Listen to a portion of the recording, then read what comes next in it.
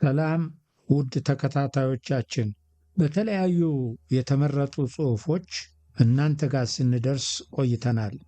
እነዚህን ጽሑፎች የተለያዩ ኢትዮጵያዊ እይታዎችን የሚያንጸባርቁ እንዲሁም ታሪክን በተቻለ መጠን ከተለያዩ አንጻሮች ለማየት የሚሞክሩ ናቸው። በዛሬውም ጽሑፍ ስለተለያዩ ብሔሮች የምንዳስስ ይሆናል። ይሁንና በምንባቡ ውስጥ ከኢትዮጵያዊነት አንሶ ወደ አንድ ብሔር የሚያተኩር ሐሳብ ቢያጋጥማችሁ የደራሲው እይታ እንደሆነ እንድታጤኑት እናሳስባለን። በዛሬው ዝግጅት ዮናዊነት በሚል ርዕስ የአማራ መነሻና መድረሻ ምስጋናው አንዱዓለም መለክሃራ በ2010 ዓመተ ምህረት ከተጻፈው መጽሐፍ የተመረጠ አንድ ምዕራፍ እናቀርባለን።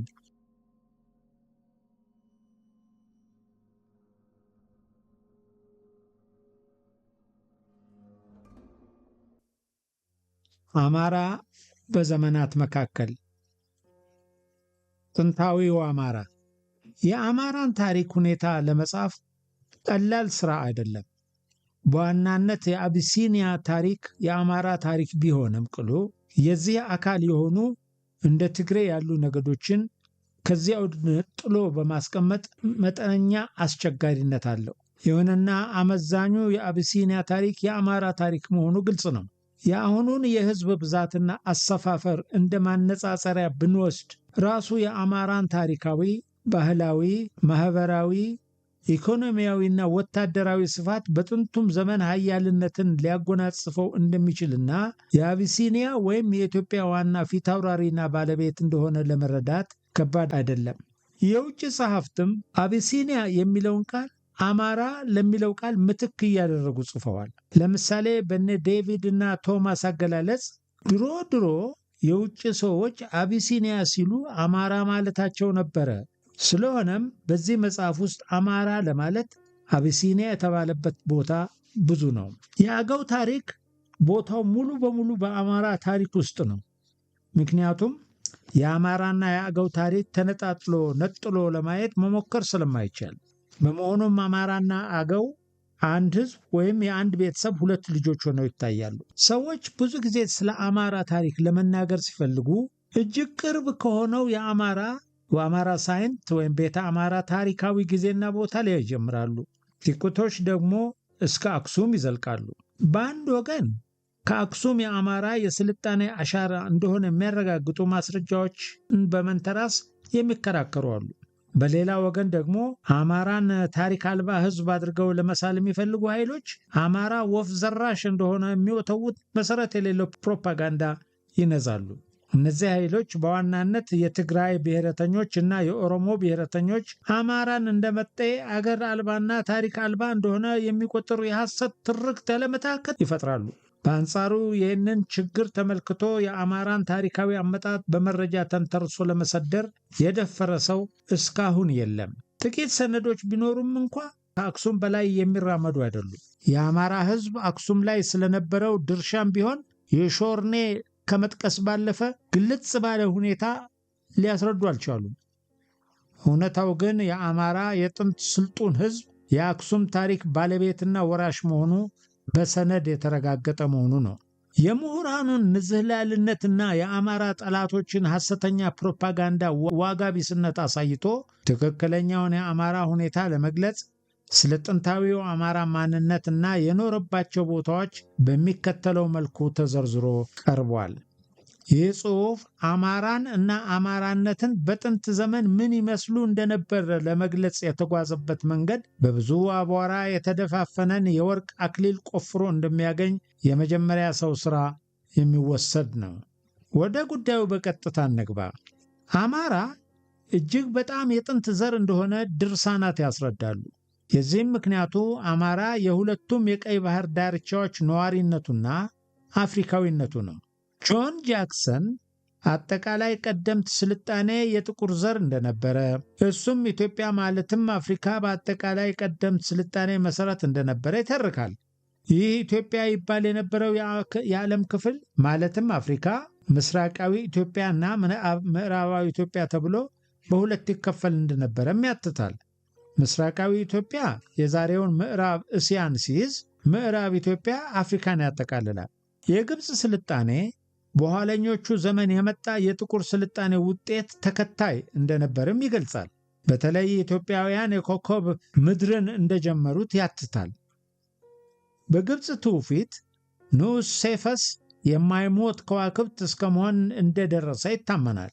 የግሪክ ከዋክብት ሴፈስ ሚስቱ ካሲዮፒያና ሴት ልዕልት ልጁ አንድሮሜዳ የዚህ የኢትዮጵያ ንጉሥና ቤተሰብ ናቸው። ኑቢያ፣ ግብፅ፣ ኢትዮጵያ የሚባሉት የኋለኛ ዘመን ክፍሎች አንድ የኢትዮጵያ ስልጣኔ አካላት እንደነበሩ ከዚህ ትንተና እንማራለን። ጃክሰን አክሎም የባቢሎን ቀደምት ስልጣኔ የጥቁር ኢትዮጵያውያን ስልጣኔ እንደነበረ ያስታውሳል። ኢትዮጵያ በምድር ላይ የመጀመሪያ መንግሥት እንደሆነችና አምልኮትን ያስተዋወቀችም እንደነበረች ያስረዳል። በዝርያም ኩሽ ኢትዮጵያ ሲሆን ሚዝራይድ ግብፅ እንደነበረ ይተርካል። ናምሩድ የኩሽ ልጅ ሲሆን የባቢሎናውያን ወላጅ ነው። ይህም የኢትዮጵያና የባቢሎን ስልጣኔ የአንድ ግንድ ሕዝብ ስልጣኔ መሆኑን ያሳያል። የግብፅ ስልጣኔ በማያሻማ መልኩ የጥቁር ወይም ጠቆር ያለ ሕዝብ ስልጣኔ እንደነበረ ይጠቅሳል። እዚህ ላይ አማራን የሚመለከቱ ነገሮች አሉ። ከነሱም ቀደምት ስልጡንነት አንዱ ነው። ይህ ቀደምትነት ከከዋክብት ሳይንስ ፈጣሪነት ያረጋግጣል። የግብፅ ስልጣኔ ጠቆር ያለ ሕዝብ ስልጣኔ ነው ሲልም የአማራን መደበኛ መልክ ያመለክታልና የአማራን አመጣጥ ከባለ ታሪክ ሕዝብ ማንነት ጋር ያዛምዳል። በተመሳሳይ ሁኔታ ዋሊስ ባጅ ክላሲካል የታሪክ ሊቃውንት ከግብፅ እስከ ህንድ ያለውን አገር ግብፅን እና ህንድን ጨምሮ ኢትዮጵያ፣ በዚህ ክልል የሚገኘውን ጠቆር ያለ ሕዝብ ደግሞ ኢትዮጵያዊ ብለው እንደሚጠሩት ያስታውሳል። ይህም ምስራቅ ኢትዮጵያና ምዕራብ ኢትዮጵያ ተብሎ በሁለት ይከፈላል። ምስራቅ ኢትዮጵያ እስያ ሲሆን ምዕራብ ኢትዮጵያ ደግሞ አፍሪካ ነው። ማን ኢትዮጵያ ብሎ ስም እንዳወጣ የተረጋገጠ ነገር የለም። በኋላ በአገር ውስጥ ሰነዶች ኢትዮጵያ የራሳቸው የኢትዮጵያውያን አማሮች አባት መጠሪያ እንደነበረ እንመለስበታለን።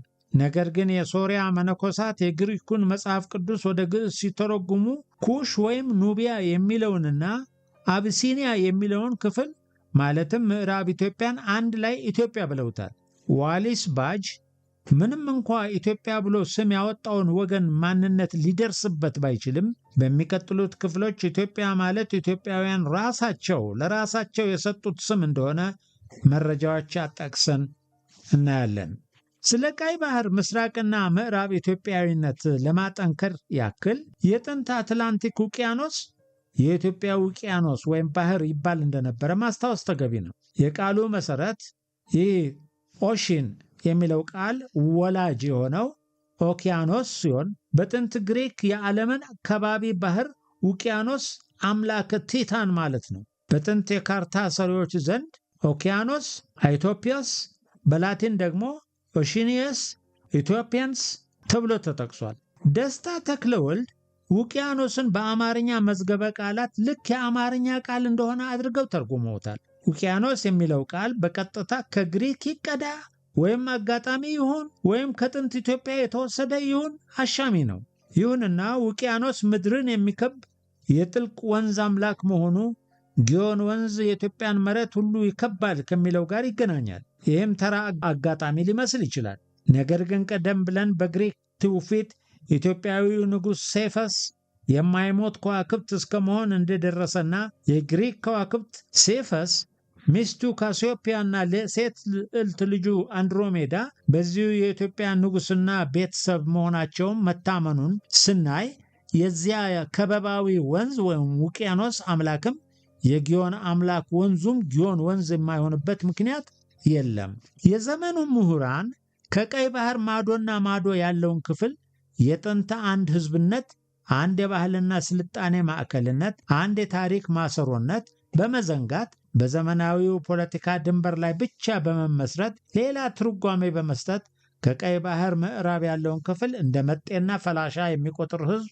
ሐሳብ ያሰራጫሉ። ነገር ግን ይህ አይነት አተናተን ስህተት ነው። አማራው አማራ የተባለ ኃያል ሕዝብ ከቀይ ባህር ምስራቅና ምዕራብ በሰሜን አፍሪካና በእስያ እስከ ህንድ ድረስ የተዘረጋ ስልጣኔ እንደነበረው እናያለን። በእርግጥ አማራ የተባለው የጥንት ኃይል ሕዝብ ራሱን ምን ብሎ ይጠራ እንደነበረ በውጭ ምሁራን ይህ ነው ተብሎ የተረጋገጠ ነገር የለም። ነገር ግን በየአገሩ መጠነኛ የፊደል ለውጥ እየተደረገበት መሰረታዊ መጠሪያውን ሳይለቅ አማራ ተብሎ እየተጠራ ይገኛል። የአማራ ዋናው መጠሪያ ምንጩ ከዚሁ ከጊዮን ምድር አማራ ግዛት እንደሆነ እንገነዘባለን። ለዚህም የደስታ ተክለወልድን ጽሑፍ እንደ ዋቢ እንጠቅሳለን። ደስታ ተክለወልድ አማራ ማለት የአማሮች አባት፣ የአማራ ሕዝብ ማንነት ገላጭ ስያሜ እንደሆነ ገልጸዋል። ሌላውም ዋቢ የአማራ ሕዝብ ራሱን አማራ ብሎ የሚጠራ መሆኑ ነው። ስለሆነም የደስታ ተክለወልድን የጥንት ግብፅና የዛሬ ሰሜን ሱዳንን አማራ የሚሉ መጠሪያዎች ከሕዝቡ የራስ አጠራር ጋር በማገናኘት ይህ የጥንት ታላቅ ሕዝብ ራሱን አማራ ብሎ ይጠራ ነበረ ብለን መደምደም እንችላለን። አማራ ከሚለው ስያሜ ውጭ ያሉት ስሞች በተለያዩ ቋንቋዎች እንደየቋንቋዎች ባህሪያት እየተለወጡ ጥቅም ላይ ይዋሉ እንጂ የራሱ የሕዝቡ ዋና መጠሪያ አማራ እንደነበር እርግጥ ነው። የዚህን ሕዝብ ታሪካዊ አመጣጥ የበለጠ ግልጽ ለማድረግ እንደሚከተለው እናያለን። የጥንታዊ አማራ ስሞች በተለያዩ ሕዝቦችና ልሳናት። አማራ የተባለ የጥንት ኃያል ሕዝብ በጥንት ልዩ ልዩ ሕዝቦች፣ ቋንቋዎችና አካባቢዎች አማራ፣ ማህራ፣ ህምያር፣ ሄሞራይት፣ ሆሜራይት፣ አማራር፣ አሙሩ፣ አሞራውያን፣ ኤሞራውያን፣ አማር፣ ሃማር፣ አምሃራ፣ አምሃራ፣ ሆሜር፣ ሃመር፣ ሃማር፣ ማርቱ፣ ሜሮ፣ ካማራ ወዘተርፈ እየተባለ ይጠራ ነበር። በተለያዩ የዓለም ክፍሎች በተለይም በሜሶፖታሚያ፣ ግብፅና ሜዲትራኒያን ቀይ ባህር ምዕራብ ማለትም ኢትዮጵያ፣ ሜሮና ኖቢያን በማካተት እጅግ ስልጡን ሆኖ እንደኖረ የጥንት ሰነዶች ያስረዳሉ። ከሁሉም በላይ እንደ አስረጅነት የአማራ የዛሬው ባህሪና በእነዚህ የተለያዩ ስያሜዎች የተጠቀሰው ሕዝብ ባህሪ ተመሳሳይ ናቸው። ጂዊስ አንቲኩዊቲ በተባለው መጽሐፍ ውስጥ የሃም 4 ልጆች ሲኖሩት ኩሽ የኢትዮጵያውያን አባትና ገዢ ሲሆን የዚህ ዝርያዎች ዛሬም ድረስ በኤሽያ ውስጥ ሳይቀር ኩሻውያን ተብለው ይጠራሉ በማለት ያትታል። ምስራይትስ ወይም ምስሮች የሚለው ቃል ራሱ በሥነ ሥርዓት ጠብቀው ይዘውት የሚገኙት በእነዚህ በአማሮች ልሳን እንደሚታየው ዛሬ በኢትዮጵያ የሚኖሩት አማሮች ናቸው። ምክንያቱም በዚህ አካባቢ የሰፈሩት አይሁዳውያን ምስራይት፣ ግብፃውያን ደግሞ ምስራውያን ይባላሉና ሲል አማራው ጥንታዊ ዘር ከመሆን አልፎ የጥንት ግብጾችን እና እስራኤላውያንን ትክክለኛ ስም በቋንቋውና ትዝታ ትውፊቱ ውስጥ ይዞ መገኘቱን መዝግቧል።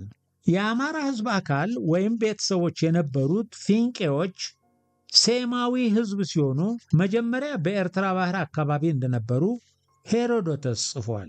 ይህም የፊንቄዎች ዝርያ ከቀይ ባህር አካባቢ መሆን አማራ እስከ ዳማት አዳማዊ ስልጣኔ የተዘረጋ ታሪካዊ ህልውና እንዳለው ያሳያል። ጂዊስ ኢንሳይክሎፒዲያ .com ላይ አሞራውያን በመጽሐፍ ቅዱስ ኢያሱ ምዕራፍ 5 የተራራማው አገር ነዋሪነታቸውን ይገልጻል። በአሞራውያን ቋንቋ የሚኖሩበት ተራራ ሄርሞን ሼኒር ይባል እንደነበረም ያስታውሳል። ከሁሉም ዘሮች በተለየ ማንም ሊቆጣጠራቸው የማይችል በህዋ ምርምር ወይም ኮከብ ቆጠራ ወደር የሌላቸውና በኋላ ይህን ጥበባቸውን ለእስራኤላውያን እንዳስተማሩ መጽሐፍ ቅዱስ ይናገራል። የጥበብ መጽሐፎቻቸውንም በአብሪም ተራራ ይደብቁ ነበረ። የግብፅ የጥንት ጽሑፎች 1400 ዓመት ዓለም በፊት በምስራቅ ፊንቄና ሰሜን ፍልስጤም መካከል ያለውን መሬት የአማራ መሬት ይሉታል። አሚር ማለትም ኮረብታ ማለት ነው። አሞራውያን ሊቢያ ውስጥ ይኖሩ እንደነበርና የግብፅ ፈርዖን ራምሴ 3ኛም ራሱ አሞራዊ ወይም አማራ እንደነበረ የጻፉም አሉ። ፊንቄዎች ባህረተኛ ሕዝብ ሲሆኑ አምላካቸውም ያም ይባላል። ያም የሞት ወንድም ነው።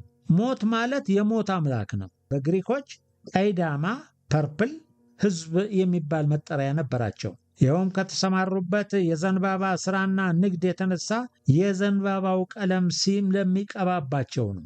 የፊንቄ ቤተሰቦች ወይም አካል የሆኑት አሞራውያን ሲንና አሙሩ የተባሉ የጨረቃ አምላኮችን ያመልኩ እንደነበረ ይታወቃል። አሙሩም የኢትዮጵያ አማሮች የጨረቃ አምላክ ማህረም ወይም አህረም ነው። እጅግ ሲበዛ ጦረኛ የተራራ ሕዝብ ናቸው።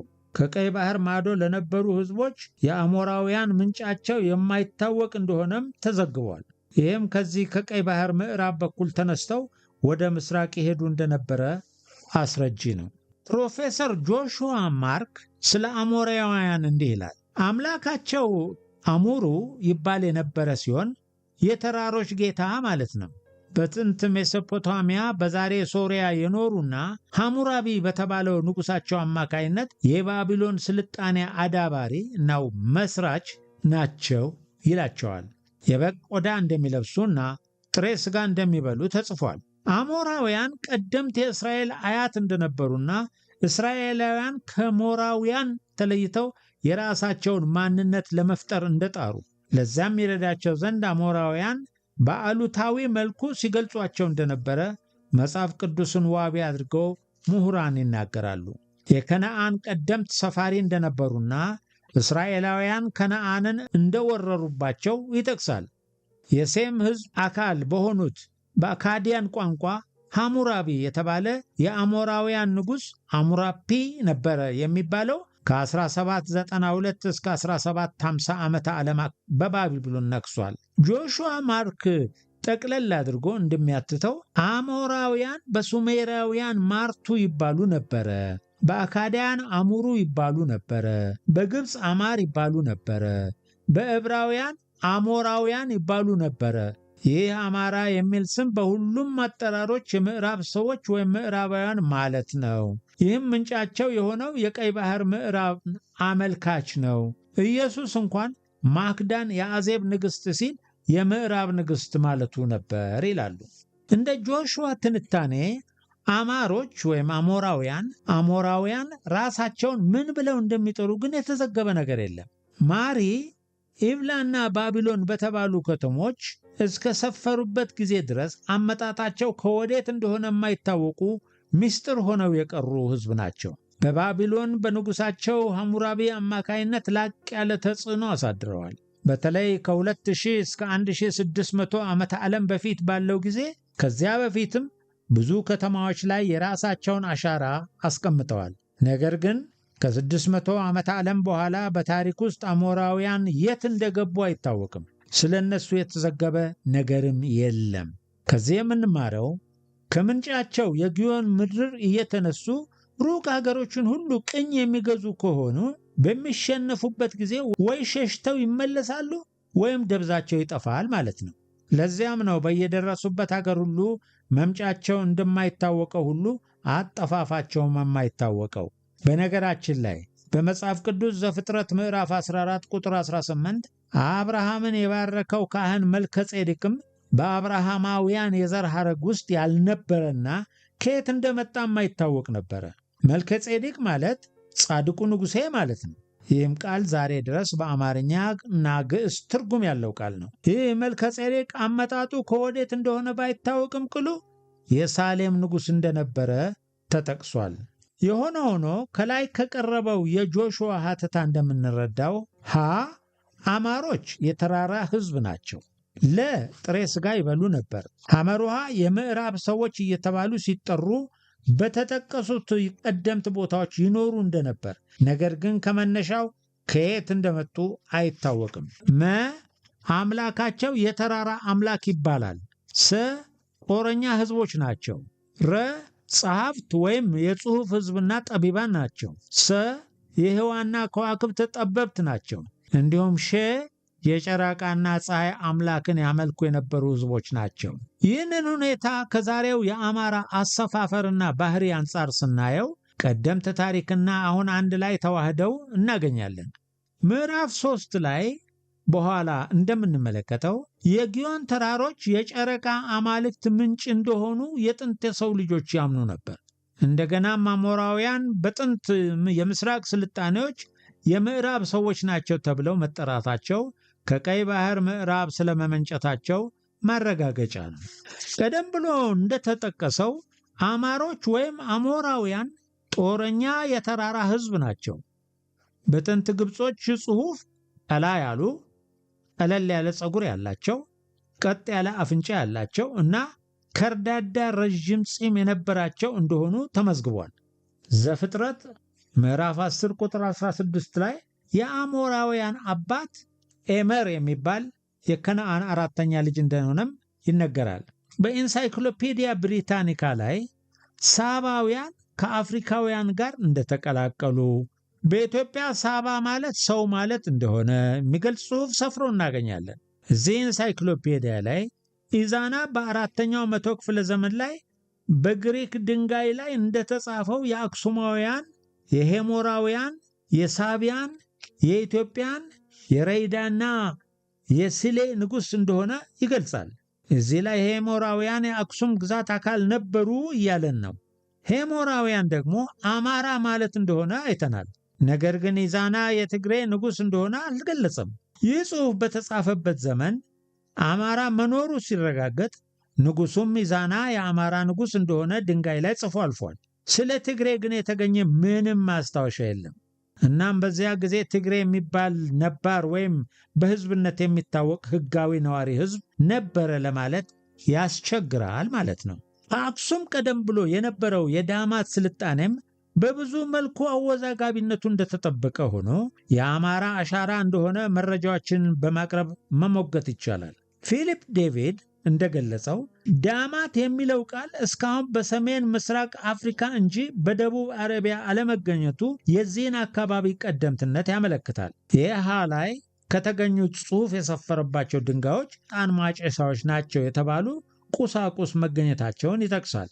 በዳማት ከተጠቀሱት ነገሥታት የአንዱ ስም ምልክ ሲሆን መለክ ወይም መላክ የሚል ስም ሊሰጥ ይችላል። ይህም በሴማውያን ቋንቋ ንጉሥ ማለት ነው። ከዚህ ተነስተን ዳማት የጥንት አማራ ስልጣኔ እንደነበረ መረዳት እንችላለን።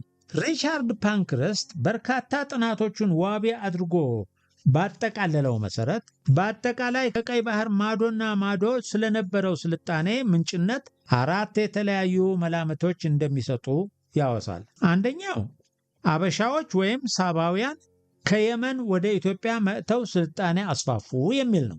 ሁለተኛው ከየመን ሳባውያን ተሰደው ቢመጡም ባዶ መሬት ሳይሆን በጣም የሰለጠነ ሕዝብ ነው ያገኛቸው፣ ተጽዕኗቸውም እዚህ ግባ የሚባል አልነበረም የሚል ነው።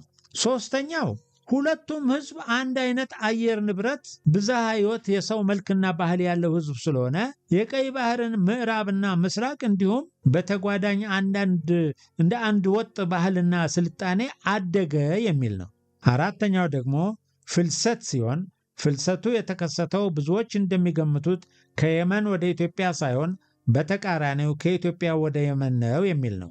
እነዚህ ወገኖች ወደ የመንና አጠቃላይ ደቡብ አረቢያ የተዛመተው ስልጣኔ ምንጩ አፍሪካ በተለይም ኢትዮጵያ ናት ብለው ይደመድማሉ።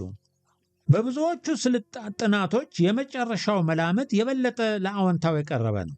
ስለሆነም የኢትዮጵያ ተራሮች የስልጣኔ ምንጭ ናቸው ብሎ መደምደም ይቻላል። በሌላ ምንጭ እኒህ ዘቢብ አምራች ሕዝብ በፑንትም ያንኑ ዘቢብ ማምረታቸውን የሚጠቁም የግብፅ የድንጋይ ላይ ስዕል ያሳያል። ጊዜውም 2480 እስከ 1155 ዓመት ዓለም ነው። ግብጾች ፑንት ላይ ወርቅ፣ ጥቁር እንጨት፣ ወይራ፣ የዝሆን ጥርስና የዱር እንስሳት ይገዙ እንደነበረ ተጠቅሷል።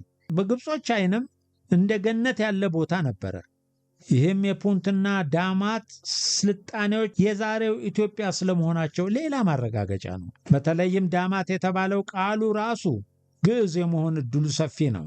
ቃሉ ግዕዝ የመሆኑ ነገር ደግሞ በእርግጥ ዳማት የጥንት ግዛት አማራ ስልጣኔ እንደሆነ ደንበኛ ማስተማመኛ ነው። ለምሳሌ ሴልደን የተባለ ግሩም ጸሐፊ በግዕዝ ድም ማለት መሬት የሚመስል ማለት ሲሆን አዳም ሲሆን ደስ የሚል የሚወደድ፣ ደደም ገንቦ ውብ፣ ልከኛ ማለት ነው ይላል። ስለዚህ አዳም ማለት ከምድር መልክ የተወሰደ ሆኖ የሰው መልክ ማለት ነው። ከዚህ ተነስተን ዳማት የሚለው የአዳም ወይም የሰው ዘር ቦታ፣ የሰው መገኛ፣ የአዳም አገር ነው ብለን መላምት መሰደር እንችላለን። ወደዚህ መላምት የሚወስደንም በዚህ ጸሐፊ የተገለጠው ነገር ነው። ሲልደን እንዲህ በማለት ለዚህ አስተሳሰብ ጥንካሬን ያክልበታል።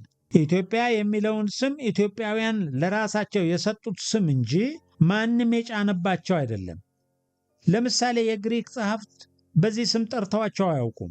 ኢትዮጵያ ማለት ጠየም ያለ ማለት እንኳን ቢሆን ከሜዲትራኒያን ቢጫማ የሰው ዘር አንጻር ስለሆነ የሚታየው ቀይ ዳማ ማለት ነው የሚሆነው። ይህንን መልክ በራሳቸው በኢትዮጵያውያን ቋንቋ አዳማዊ ይሉታል። የአዳም ትክክለኛ መልክ ማለት ነው። ስለሆነም ኢትዮጵያ ማለት አዳማዊ ማለት ነው። ይህም የሰው መልክ ማለት ነው። በዚህ ምድር ላይ አብቦ የነበረው የዳማት ስልጣኔም የአዳማዊ ስልጣኔ ነበረ ለማለት እንደፍራለን። ይህም ቀደምት ስልጣኔ ከአማራ ጋር የተያያዘ ወይም በቀጥታ የአማራ እንደሆነ ሰነዶች ያረጋግጣሉ። በስኮፍ ዋይልፍሬድ ሃርቬይ አርትዖት የተሰጠው በአንደኛው መቶ ክፍለ ዘመን እንደተጻፈ የሚታመነው በኤርትራ ባህር ጉዞ መጽሐፍ ውስጥ እንደተዘገበው ከአዶሊስ ወደብ የ9 ቀናት ጉዞ በኋላ ሆሜራይቶች ወይም አማሮች ይገኛሉ፣ ከነሱ ጎን ደግሞ ሳባውያን ይገኛሉ ብሎ ከገለጸ በኋላ በዚያ ዘመን ሕግ አዋቂው ንጉሥ ካሪባኤል ሁለቱም ንጉሥ መሆኑን ይናገራል። እዚህ ላይ መሰመር ያለበት አንድ ነገር አለ።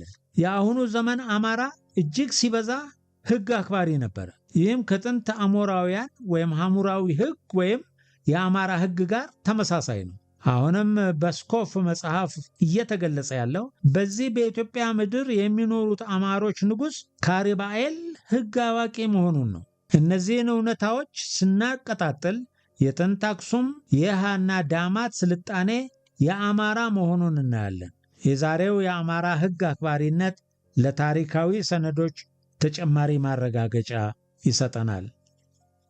ወደ ኤርትራ ባህር ጉዞ መጽሐፍ ስንመለስ አክሱም የጥንት ከተማ ስትሆን የአቢሲኒያ መገኛ መሆኗ ተጠቅሶ እናገኛለን። ነዋሪዎችም ራሳቸውን ኢትዮጵያውያን ብለው ይጠራሉ።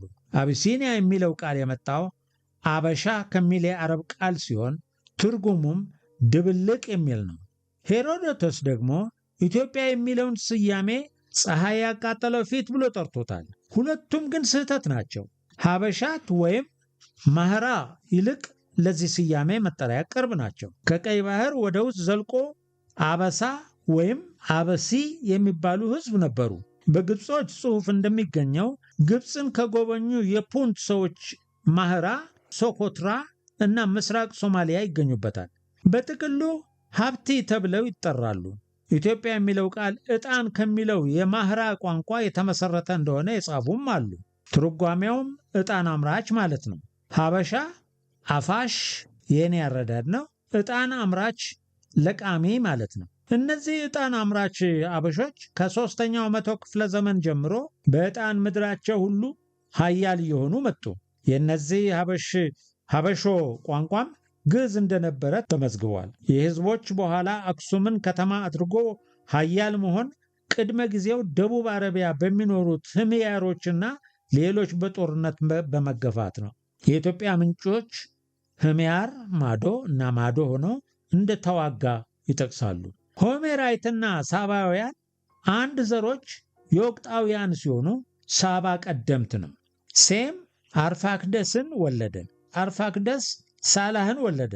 ሳላህ አቤርን ወለደ። የአቤር ሁለተኛ ልጅ ዮቅጣን ነው። ለተጨማሪ የአቶ አጽመ ርስትንና አለቃ ታየን መጽሐፍት አንብቡ። በሴልደን ሀተታም ኢትዮጲስ የሚለው የግሪክ ቃል በተለምዶ የተቃጠለ ፊት ማለት ሳይሆን ፈካ ረጋ ያለ ቀላ ያለ ማለት ነው። ግሪኮች ከሁለተኛው የአባይ ካታራክት በላይ ያለውን ቦታ ኢትዮጵያ ብለውታል። ዕብራይስጦች ደግሞ ይህንኑ ቦታ ረሽ ኩሽ ማለትም የወርቅ ምድር ኑቢያ ብለውታል። ኢትዮጵያ የሚለውን ስም ኢትዮጵያውያን ለራሳቸው የሰጡት ስም እንጂ ማንም የጫነባቸው አይደለም። ግብጾች ቀደም ብሎ እንደተጠቀሰው ፖንት የአማልክት ምድር ነው ብለው ያምኑ ነበረ። ፖንት በግብጾች አጠራር ፓውኔ ይባል ነበር። ግሪካውያን ኤራቶስትኔስ በኋላ ይህንኑ ቦታ ጣና ላይ የሚገኘው ደቅ ደሴት ብሎ ነው አጣቅሶ ጽፏል። ጣና በግሪክ ኮሎ ወይም ሴቦ ይባል ነበር። ግሪካዊው ታሪክ ጸሐፊና ጂኦግራፈር አርቴሜድሮስ በሁለተኛው መቶ ክፍለ ዘመን ዓመተ ዓለም ፑንትን ዳናኪል ነው ካለ በኋላ ሐይቆች እንዳሉት እርሱም አዋሽ እንደሆነ ተናግሯል። ሆኖም የተረጋገጠ አይደለም። በሁሴን ሰይድ ሀተታ ደግሞ ፑንት ሶማሌ ወይም ሞቃዲሾ ናት ያሉ የጥንት አበሾች አሉ። ፑንታዳል አውታል ይባላል። አውታላዳል ናት እያሉ አሉ። አውዳል ማለት ደሴት ማለት ነው ያሉም አሉ ሲል ያትታል። በጣም የሚገርመው ግን ሞቃዲሾ ራሷ አማራ ትባል እንደነበረ ሶርያዊው አልሐማዊ በ1220 ዓመተ ዓለም መጽሐፉ ነው። እዚህ ላይ የምንረዳው ሀበሻ ማለት ዕጣን አምራች ሕዝብ፣ ማህራ ወይም አበሳ ወይም አበሻት ወይም ኢብሳን ማለት ሲሆን ቋንቋውም የዛን ጊዜ ግዕዝን ይናገሩ የነበሩት የአማሮች ወይም የኢትዮጵያውያን ነው። በዚያ ወቅት አማሮች በዕጣን ምርትና ንግድ ይታወቁ ነበረ። እስከ ኑቢያ ያለውን መሬት፣ የዛሬውን የሶማሌን የአፋርን መሬት የዕጣን ምርት ምቹነት ስንወስድ መረጃው እውነት ሆኖ እናገኘዋለን። የበለጠ እውነት የሚሆነው ደግሞ በኢትዮጵያ በዕጣን ምርት አሁንም የአማራ መሬቶች መሪ መሆናቸውን ነው። ስለሆነም ብዙዎች እንደሚሉት ሀበሻ የአረብኛ ቃል ሳይሆን አንድ ዕጣን አምራች ወይም ዕጣን አፋሽ የሚል ሆኖ እናገኘዋለን። እናም ሀበሻ ወይም ሀበሻ ማለት አፋሽ ወይም አምራች ማለት ነው። ሁለት ከዚህ ጎን ለጎንም ማህራ ወይም አበሳ የሚል መጠሪያ የነበራቸው እነዚህ ሰዎች አበሻ ለሚለው መጠሪያ በእኩል ደረጃ ተጠሪ ሊሆኑ ይችላሉ።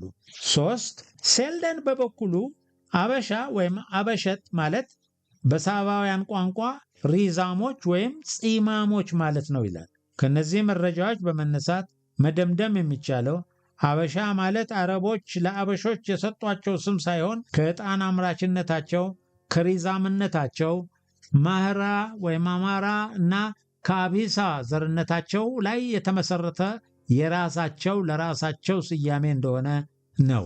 ስለሆነም አበሻ ማለት የሪዛም ዕጣን አምራቾች አማሮች መጠሪያ ነው ማለት ነው። የዚህ ታሪክ ባለቤት የሆኑት ሂሚሪያቶች አማራ ስለመሆናቸውና የመንን፣ ኑቢያን፣ አብሲኒያን ይገዙ እንደነበረ በሊቢያም የእነሱን ያክል ግዛት ተመስርቶ እንደነበረ ማክ ሚካኤል የተባለ ተመራማሪ ይገልጻል። ማክ ሚካኤል እንደሚያትተው የየመን ገዢ በነበረው የአብርሃ ልጅ አፍሪቃስ ኢብን አፍሪቃ አማካኝነት ወደ ሊቢያ ዘምተው በ46 ዓመተ ዓለም ሳንጋና ከተማ ያው በቀጥታ ከተማ ማለት ነው በተባሉ ቦታዎች ለጦርነት ሰፍረዋል። በኑቢያም እንዲሁ ወረራ አድርገው ሰፍረዋል። በዚህ ዘመን ግን በአቢሲኒያም በደቡብ አረቢያም አንድ አይነት የፀሐይ አምልኮት ተንሰራፍቶ ነበረ። በመጨረሻው የሂሞራይት ስርወ መንግስት መሪ የነበረው አቡ መለክ ወደ ኑቢያ ሄዶ ኤመራልድን ፍለጋ በአሸዋ ሰምጦ ቀርቷል። በዚህ የአሸዋ ውስጥ ሰመጣ ታሪክም በኢትዮጵያ ከሚታወቀው የአክሱም ንጉሥ ወደ ግብፅ መንገድ ሲሄድ እስከ ሰራዊቱ በአሸዋ ሰምጦ መቅረት ታሪክ ጋር ይገናኛል። ይህንንም ለማረጋገጥ ማክ ሚካኤል ሄሞራይቶች ቤጃንና ግብፅን መውረራቸውን ያረጋግጣል። ይህም በሌላ ምንጮች ኢትዮጵያውያን ግብፅን ገዝተዋል የሚለውን የሚያጠናክር ከመሆኑም በላይ የሄሞራይቶችን ቁልጭ ያለ የአማራነት ማንነት የሚያስረዳ ነው።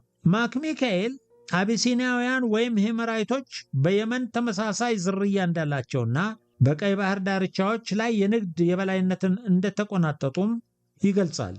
በኪያኔ ሀተታም ሰሜን ኢትዮጵያ ትግሬን፣ አማራን፣ ጎጃምን፣ ሸዋን እና የመሳሰሉትን የሚያጠቃልል ሲሆን ሄሞራይቶች ማለት አማሮች በፖለቲካና በባህል የበላይነት የመሩት አገር እንደነበረ በማያሻማ ቃል ሰፍሮ እናገኘዋለን። የደቡብ አረቢያና የዚህ የተራራማው ኢትዮጵያ አገር አንድነታቸውን ይጠቅሳል። ከምጽዋ 20 ማይል ደቡብ የሚገኘው አዱሊስ ወደብን በኢትዮጵያና የመን የሚገኙት አምራይቶች ወይም አማሮች በአንድነት መመስረታቸውንም ይጠቅሳል። የሂሚያራቶች ወይም አማሮች ይዞታም ይህን ወደብ ይዞ እስከ ሜሮ ድረስ ነበረ። ቴዎድሮስ ቤንት የተባለ ግሪካዊ በአድዋና አካባቢው የሄሞራይቶችን ወይም የአማሮችን ሐውልቶችና በሄሚያራይቲክስ ወይም በአማርኛ ቋንቋዎች የተጻፉ የድንጋይ ላይ ጽሑፎችን አይቷል። የግሪክና ሮም ግዛቶች በመስፋፋት ላይ በነበሩበት ጊዜ ሁሉ አክሱምና የተቀረው የኢትዮጵያ ተራራማ አገር በሄሞራይቶች ወይም በአማሮች ኃይልና ባህል እድገት እየተመነደገ እንደነበርም አረጋግጧል። ያኔ እንደሚያትተው ግዕዝ የሄሜራይቲክ ወይም የአማርኛ ንጹሕ መገለጫ ነው። የጥንት ግዕዝ አብዛኛው ባህሪያት በየመን ከተገኙ የሂሜራይቶች የድንጋይ ጽሑፎች ጋር አስደናቂ አንድነት አላቸው። ይሄ የአማራ ሕዝብ በኢትዮጵያ ዋናው የባህልና የኃይል ምንጭ ሆኖ ላለፉት 2000 ዓመታት እንደቀጠለ ምንም ክርክር የለውም። ጄምስ ብሩስ የዚህን ዘር አሻራ ፍለጋ ቀድሞ በ1768 እንደ ኤሮፓ አቆጣጠር ወደ የመን ተጉዞ እንደነበርና ከዚያም ወደ ዋናው የአሁኑ ጊዜ ማዕከላዊ የአማራ ግዛት ጎንደር በ1770 እንደ ኤሮፓ አቆጣጠር እንደመጣ ይጠቅሳል። ወደዚህም ምድር የአረብ ፍልሰት እንዳልነበረም ይጠቁማል። ይሄ ጸሐፊ ግን ትግሬዎችንም ሂሜራይቶች እንደሆኑ ጨምሮ ይገልጻል። ተከዜንና አባይን ተሻግረው ወደ አምሃራ ሲቀላቀሉ አማራ እንደሚሆኑና ስህተት የሆነ ነገር አስፍሯል። መሳሳቱን የሚገልጸውም ይህንኑ ሐሳብ በታሪክ ውስጥ ኢትዮጵያ በአማራ ከተከዜ በታች እና ትግሬ ከተከዜ በላይ የተለያዩ ነገዶች የፖለቲካና የባህል የበላይነት ስትመራ ነበር ማለቱን ስናጤን ነው። አማሮች ከየመን መጡ ብሎ መጻፉም በሌላ ሰነዶች ውድቅ የተደረገ ሐሳብ በመሆኑ የጸሐፊው በስህተት ለመስራቱ ማረጋገጫ ነው።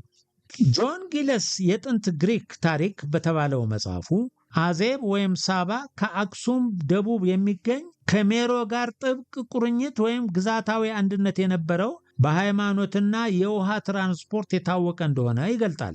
የግንኙነት መስመሩም ሜሮ፣ አክሱም፣ አሰብ ወይም ሳባ ነበር ይላል። ሳባ የዛሬው የመን ነው ይልና የአረብ ዕጣን መገኛ ከቀይ ባህር ማዶ የመንና አዴል አፋር እንደሆነም ይናገራል። ሳቢያንስ ለመጀመሪያ ጊዜ በኤርትራ ባህር ተንሳፈው ቅኝት እንዳደረጉም ይገልጻል። ሆሜራይቶች የሳቢያን አንድ ነገድ ክፍል ሲሆኑ በኮከብ ቀጠራና መድኃኒት እንዲሁም በቅኔና ግጥም እጅግ የታወቁ እንደነበሩ መዝግቧል። ሆሜራይት ማለት በአረብኛ ጠቢብ፣ ዘንባባ ወይም ፐርፕል ወይም ቀይ፣ ጠይም፣ ዳማ ማለት ነው ሲልም መልካቸውን የሚወክለውን ስያሜ ይገልጻል። ከቀይ ባህር አቋርጠው ወደ ሜዲትራኒያን በመጓዝ ታዋቂውን የፊንቅን ስልጣኔ እንደመሰረቱም ያረጋግጣል። ከዚህ ጆን ሃንስ ጊለስ መጽሐፍ ሳባ የመን ነው የሚለውና ሳባውያን ከየመን መጡ የሚለው የተለመደው የብዙዎቹ ምሁራን ስህተተኛ አስተሳሰብ በሌላ ተጨባጭ መረጃዎች ውድቅ የተደረገ ስለሆነ ተቀባይነት የለውም። ዮሐንስ መኮንን፣ ጌታቸው መኮንን ሐሰንን ጠቅሶ የአማራዎች አያት ሄሜራይቶች እንደሆኑ ያስቀምጣል። አማሮች አሁን ባሉበት የኢትዮጵያ ከፍተኛ ቦታዎች ለ2000 ዓመታት ኖሩ ሲልም የኪያኔን ሐሳብ ደግፎ ያክልበታል። አበሻ የሚለው ተለዋጭ ስምም አማሮች እንደሆኑ ያጠናክራል። አንዳንዶች አማራ አምሃራ ከሚለው የግዕዝ ቃል መጣ ይላሉ። ነገር ግን እንደ ዶናልድ ሌቨን ያሉት ይህንን ስያሜ ውድቅ አድርገውታል ብሎም ይጠቅሳል። በእርግጥ አማሮች ላለፉት 2000 ዓመታት በዚህ ስፍራ ኖሩ የሚለው አባባል ከዚህ ቀደም እንደተገለጸው ደካማ የሆነውን የታሪካዊ እይታን የሚያመለክት ነው። ከዚያ ውጭ ግን እስካሁን በተዘረዘሩት ሰነዶች አማካይነት መደምደም እንደሚቻለው አማራ ምናልባትም እጅግ ጥንት በሆነ ጊዜ ከዚሁ የአሁኑ የአማራ ምድር መንጭቶ ወደ ቀሩት ስፍራዎች የሄደ ሕዝብ ነው። ስለሆነም አማሮች ለ2000 ዓመት በኢትዮጵያ ተራራማ ስፍራዎች ኖሩ የሚለው ስህተት ነው። አማሮች ወይም አምያህሮች ወይም ሃይማራይቶች ወደ የመን የሄደው በወረራ ሳባን በመጣል የራሳቸውን መንግስት መሰረቱ እንጂ ጥንቱም ምንጫቸው ከየመን አይደለም። ብዙ የታሪክ ድርሳናት ይህንን ያሰምሩበትና ከቀይ ባህር ምስራቅ አካባቢ የነበራቸውን እንቅስቃሴ በተመለከተ ከሰሜን በኩል እንደመጡ ይስማማሉ። ወደ ባቢሎን ሄደው በወረራ ተቆጣጥረው ቀድሞ የነበረውን ስልጣኔ ከፍ ወዳለ ደረጃ አደረሱ እንጂ ጥንት ምንጫቸው ባቢሎን አልነበረም። እነዚህ አማሮች ስለዚህ ከቀይ ባህር ምዕራብ ሊሄዱ የሚችሉበት እድል ሰፊ ነው። በዚያ ላይ የሄሜራይቶች ፊደልና ግዕዝ አማርኛ ፊደል እጅግ በጣም ተቀራራቢ ወይም ምንጩ አንድ ነው።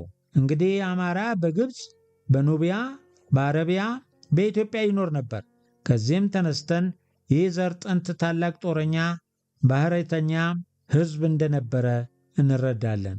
በብዙ ረገድ ምንጩ የግዮን ሐይቆች እና የግዮን ተራሮች፣ የግዮን ወንዞች እንደሆነም ወደ ድምዳሜ እየደረስን ነው። ይህ ሁሉ መቼም አጋጣሚ አይደለም። እነዚህ ቦታዎች አንድም የሴሜቲክ ስልጣኔ ባድማዎች ናቸው፣ ሁለትም አማራ ወይም አቢሲኒያ በጥንት ጊዜ በግብፅና ዲፕሎማሲ ስራቸው የነበሩ አካባቢዎች ናቸው። ከዚህም ተነስተም አማራ የተባለ ሕዝብ አንድ በጥንት ኃያል ዘር ሆኖ በተለያዩ የዓለም ክፍሎች ተበትኖ ይገዛ ነበረ፣ ልክ በኋላ ግሪኮችና ሮማውያን እንዳደረጉት። እናም በሆነ አጋጣሚ አቅሙን አጥቶ ተበታትኖ ቀርቷል። ሁለት ይህ ሕዝብ አንድ ቦታ ታላቅ ስልጣኔ መስርቶ ይኖር ነበረ። በሆነ የተፈጥሮ አደጋ ወይም በወረራ ምክንያት ከነበረበት አንድ ማዕከል ወደ ተለያዩ አቅጣጫዎች ተበታትኖ ሄዷል። በየደረሰበትንም ስልጣኔውን መስርቶ ቆይቷል። በአንዳንድ አካባቢዎች ተሳክቶለት እስካሁን ብቁ ሆና ኃያል ሆኖ ቆይቷል። በሌሎች ደግሞ ደካማ ሆኖ ቀርቷል። ዛሬ በኢትዮጵያ የሚገኘው ይህ አማራ የተባለ የጥንት ኃያላን ሕዝብ ምንጭ ወይንም ክፍል ከባድ የሆነ የህልውና ስጋት ውስጥ ወድቆ ይገኛል። ምናልባትም ይሄ የኢትዮጵያዊው አማራ ባለፉት 1000 ዓመታት ከሌሎች በተሻለ ራሱን አበልጽጎና አስከብሮ ኖሯል ማለት ይቻላል። አማራ የጥንት ኃያል ሕዝብ ስያሜ ነው የሚለውን የበለጠ ግልጽ ለማድረግ ለምሳሌ ዊኪፔዲያ ድረገጽ ላይ አማራ የሚለውን ቃል ስንጽፍ እንኳ የሚከተሉትን እናገኛለን። ኢራን ውስጥ በፐርሺያ ቋንቋ አመረህ ወይም አማራ የሚባሉ ሕዝቦች አሉ። ኢራቅ ውስጥ በኤፍራጥስና በጤግሮስ ወንዞች መካከል ባለው ረግረጋማ ቦታ አማራ ወይም አማራህ የሚባል ከተማ አለ። ነዋሪዎቹ ኃይለኛ ተዋጊ ሲሆኑ ሳዳም ሁሴን በ1992 እንደ አውሮፓ አቆጣጠር የዘር ማጥፋት ፈጽሞባቸዋል። ቱርክ ውስጥ ቀደም ብሎ አማራ ተብሎ ይጠራ የነበረ ቦታ አለ። አማራ የተባሉ ኑቢያ ውስጥ የሚገኙ ከተሞችም አሉ። አማራ ምስራቅ እና አማራ ምዕራብ። በዚሁ ስፍራ አማራር የሚባል ኃይለኛ ተዋጊ እና የነጻነት ስሜት ያለው ሕዝብ ዛሬም በሰሜን ምስራቅ ሱዳን ይገኛል። አማራ ተራራ የሚባል ተራራ በኢትዮጵያ ይገኛል። ሳይንት ወይም አማራ ሳይንት ውስጥ ማለት ነው። ቀደም ተብሎ እንደተገለጸው በግብፅም አማራ ወይም አማራር ነው የሚባሉት። በዕብራይስጥ አሞራውያን ወይም አማራ ናቸው። በግዕዝ አምሃራ ናቸው። በየመን ሄሜራይት ናቸው። በግሪክ ሆሜራይት ናቸው። በጥንት ሴሜቲክ ቋንቋዎች አሙሩ ወይም አሞራውያን ናቸው። በህንድ ባህር በተባለው ግዛት አማራ የተባሉ ሕዝብ ይኖራሉ።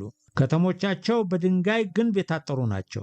እነዚህ ጠያይም ህንዶች በጎንደር ህንፃ ግንባታ መሳተፋቸውም ይታወቃል። በ18ኛው የኢትዮጵያ ጥናትና ምርምር ተቋም ድሬዳዋ ዓለም አቀፍ ጉባኤ ላይ አንድ ህንዳዊ የመቀሌ ዩኒቨርሲቲ ፕሮፌሰር ስለ ቤንጋል የአቢሲኒያ ግዛት ጽሑፍ አቅርቦ ነበር። በጽሑፍ ውስጥ የነበሩት ነገስታት የህዝብ ግን ማንነት እና የህንፃዎቹ ከጎንደር ግንቦች ጋር መመሳሰል በጣም አስገራሚ ነበር። ፕሮፌሰሩ ራሱ የዚህ የጥንት ቤንጋላዊ ወይም ኢትዮጵያዊ አማራ ማለት ነው ህዝብ ተወላጅ ነው። አማራ፣ ህምያር፣ ሆሜራይት፣ አሞራውያን፣ አማራ፣ ሐማር፣ አማር፣ አምሃራ ከጊዮን ምድር መንጭቷል። ምንጩም ኢትዮጵያ ነው። ቀይ ባህርን እንደ ቋሚ ድንበር በመጠቀም የአማራን ምንጭ ከወዲያ ማዶ አድርጎ መተንተኑ የአፍሪካን ስልጣኔ ያለመቀበል ዘረኛ አስተሳሰብ እንደሆነ ባለፉት አንቀጾች አይተናል። ቀይ ባህር ቀኝና ግራ የኢትዮጵያ ግዛት ነበር። ስለዚህ አሁን ሆነን እንደምናስበው ሳይሆን ድሮ አንድ ግዛት ነበር። ምስራቃዊ ኢትዮጵያና ምዕራባዊ ኢትዮጵያ ተብሎ የሚጠራ አፍሪካ የሚለው ስያሜ ራሱ አፈር ከሚል የጥንት አማራ ቃል የመጣ ነው።